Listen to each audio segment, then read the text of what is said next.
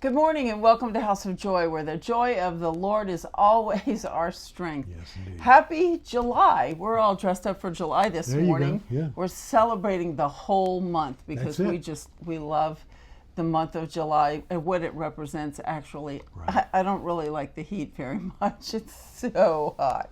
But anyway, I've been reading in the Gospels a lot lately, and you know, we as Americans really love a sense of justice. When something is done wrong to somebody, we want an equal, punishment that's appropriate for what that person did. And we really love justice, and justice is good.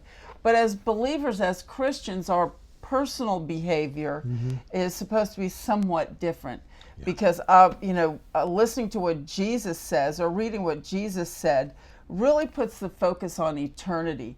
But he says in Luke chapter 6, it says, but I say to you, love your enemies and do good to those who hate you and bless those who curse you and pray for those who spitefully use you. Right. And it says, to him who strikes you on one cheek, offer the other also. And from him who takes away from you your cloak, do not withhold your tunic either. Give to everyone who asks of you, and from him who takes away your goods, do not ask them back. Oh, that's a hard pill to swallow. Wow, our personal behavior really has to be different than our governmental behavior. I mean, we have to have a sense and a system of justice, just like they had in the Old Testament. And actually, our judicial system is based off of the Ten Commandments. Right. But personally, we have to love people. We have to keep eternity in mind. And remember, this is just a vapor, just a quick flash, and then our lives are over. And for that reason, we should be quick to just lay our lives down, prefer one another, and live sacrificially. That's right. So that people can see the love of God. That's it. And you know, the reason people act like they do to the largest degree is what I'm going to be talking about today, and that's fear.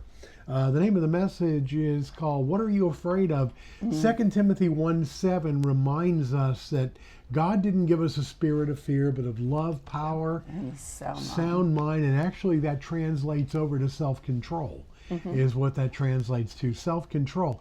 And so I'm going to be talking about fear and what it can do to us, how it can adversely affect everything in our life. It can create a scenario where we are literally being controlled by that fear.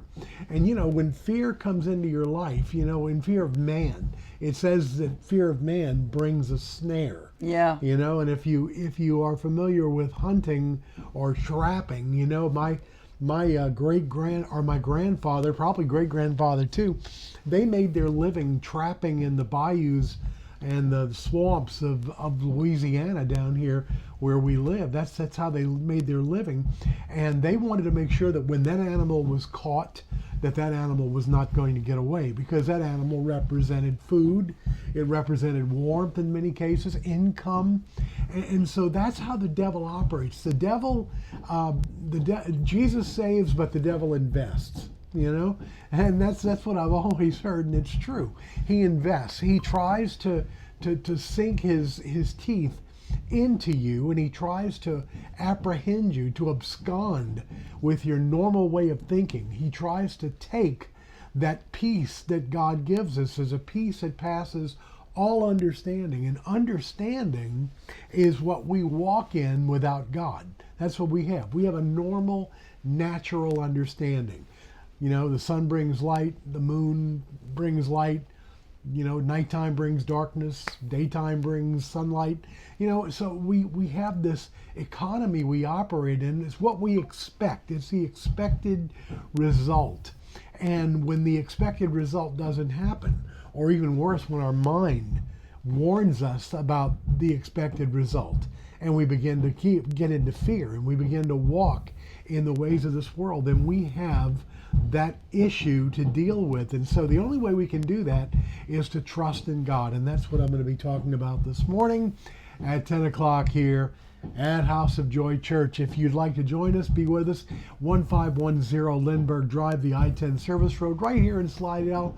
And if not, you can tune into our social media channels. You can catch us on just about any one of the outlets and watch and listen for what we have coming up for you. So, well, that's about it. We're going to get out of here for today. Everything is warming up out there, and we love you. God bless you. Have an amazing God-filled day. Take care.